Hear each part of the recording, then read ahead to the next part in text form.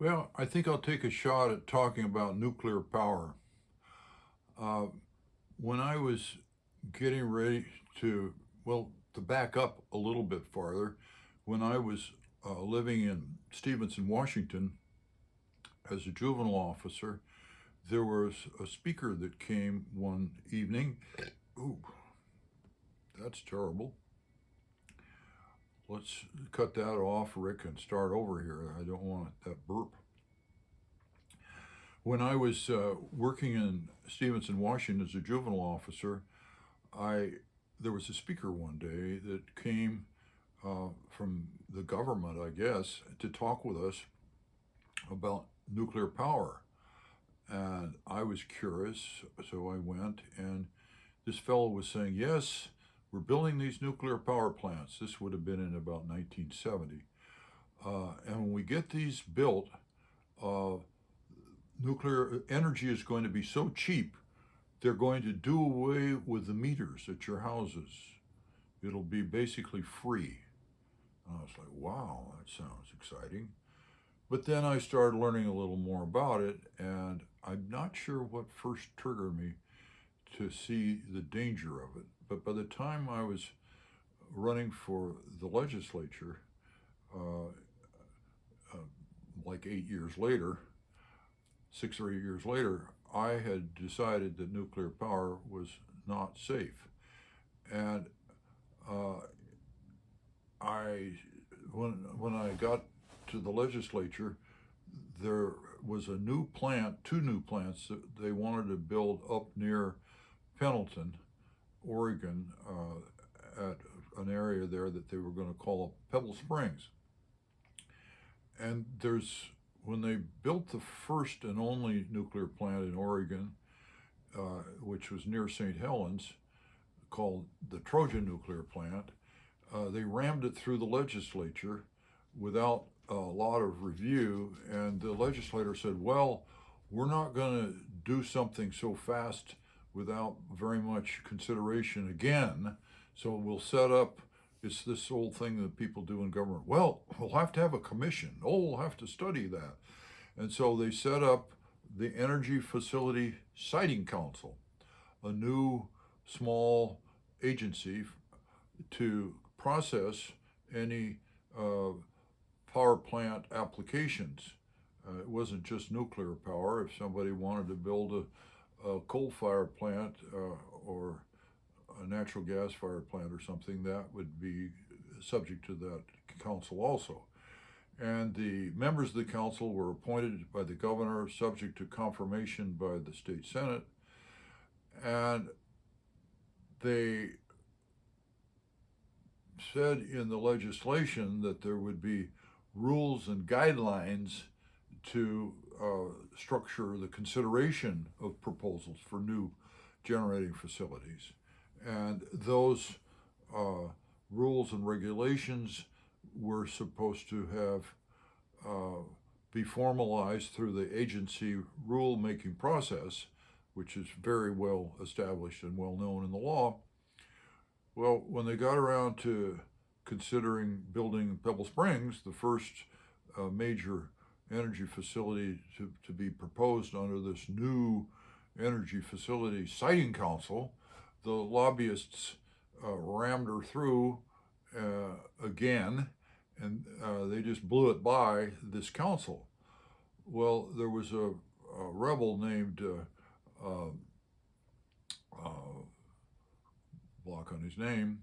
I'll think of it in a minute. But he filed a lawsuit with the support of some environmentalists, and the Oregon Supreme Court said, yes, indeed, they were supposed to establish and then follow some rules and guidelines, and they didn't go through those procedures. Uh, Lloyd Marbet was the guy who got that going, and the siting council had approved the construction of these two plants in about 75, uh, and and so when I got there in the legislature in 77, this process had been sent back to the siting council for them to set up the rules and regulations and standards and consider them. They hadn't gotten that done yet. And then there was a struggle over replacing some people on the siting council, and the Republican business-oriented governor wanted to appoint people who would rubber stamp. And there was a fight then in the committee that deals with the appointments of people. And I jumped right in the middle of that and made it my number one priority, my first session and second session. And we were able to finally, in the second session I was there, there were two bills put in, one by the President of the Senate, which would have repealed the language in the siting council statutes, to just do away with them and say that if they were ready to build a plant, they could build it.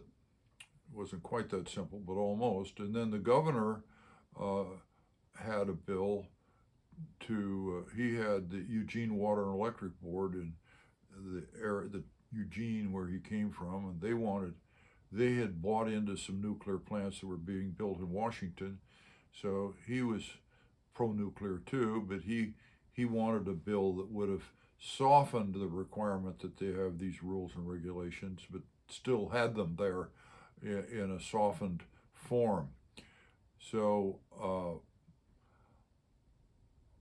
that went back and forth and round my second session, and finally when they brought the bill to the floor that would have just done away with the requirements of the siting council, I had for months been going around and talking with my fellow senators and explained to them about the dangers of nuclear power, and that we needed to have safeguards, and they could see that this was just a naked power grab by the utilities with the support of Jason Bowe, the President of the Senate, the all-powerful President of the Senate.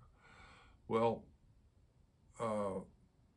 there was a liberal Republican from Eugene who I managed to convince to vote with us. And when it came down to it, we were able to block the bill by one vote. And that was certainly close to my biggest victory in the legislature, was getting that stopped. And by the next session, when we were struggling to send out a measure to the voters, or trying to just get the legislature to say no because of danger, there was a compromise at the end of the session, and they sent out a referral to the voters to say whether they, and that bill had our language in it that said no more nuclear plants in Oregon until there was a federally licensed waste disposal facility it was fully licensed and ready to receive waste. We had introduced 3 or so bills in the House and had hearings on them to see how people reacted to them. And what we discovered was people wouldn't go for an outright ban. That sounded too radical to them. But the idea that there was going to be a requirement that this happened before that could happen, and it was about safety and permanent storage of the waste, they'd say, yeah, that sounds good, we'll do that. So when we couldn't push that through the legislature, finally we pushed through a referral to let the voters decide. And right in the midst of that, 3 Mile Island happened, and there was a melt in the reactor core in this nuclear plant in New York, 3 Mile Island. And the polling that I saw went from 65% of people before 3 Mile Island that thought, yeah, we ought to build some more nuclear plants, that seems like a good alternative, to 80% saying they thought it was not a good idea. And then the utilities started out with their ad campaign, and they almost killed our ballot measure by saying that we were a bunch of environmental radicals that wanted people to freeze in the dark. And but we squeaked it through, and it passed. And now it's the law of the state. And there hasn't been a new nuclear plant sited and operated since 3 Mile Island in 1979. We really slowed it down. In the midst of all that, with my religious background, it occurred to me that basically believing in nuclear power is believing that man is like God, because it requires infallibility to control and store and protect not only the reactor early in it, which is now, we've had 3 Mile Island, we've had Chernobyl, horrible disaster, and we've had Fukushima in Japan. The water is now being dumped out into the ocean with all the radioactivity in it in Fukushima, and it's a scandal. But also, how do you store it forever? They talk about 200,000 years is the half-life of the waste, that if you got just a little bit of it in your body, it'll kill you. So it gradually came into my mind that while we're taught in religion that it is sinful to think we're gods or that we're infallible, that's what believing in nuclear power is.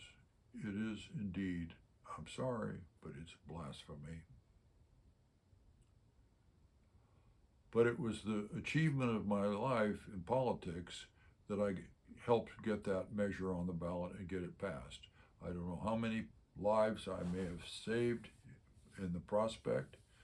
The spent fuel from the Trojan plant that was closed down in about 95 is still sitting there in some little puddles, some ponds where the plant was. They don't know what to do with it. And if something happened that disrupted that, it'd go right down in the Columbia River and destroy, poison that river for 100 years. I don't know how long.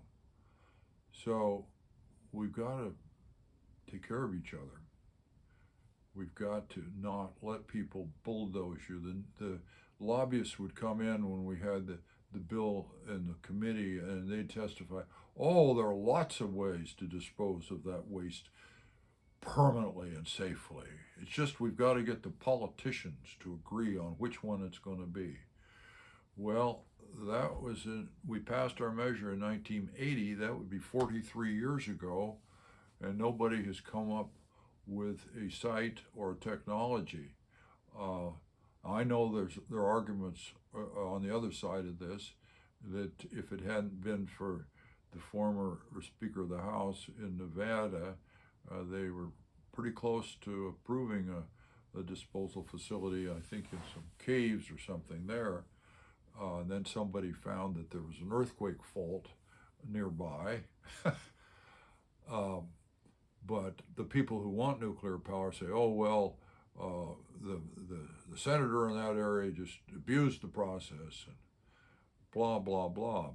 But when the day is done, this stuff is not safe. And that's my story, and I'm sticking to it, even though the business people didn't like me for that, because nuclear power plants are built on a cost-plus basis. However much they spend,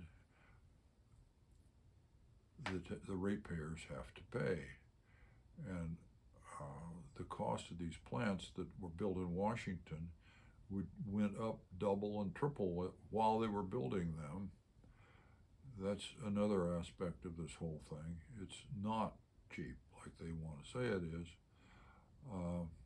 Anyway, so much for nuclear power on December 29, 2023.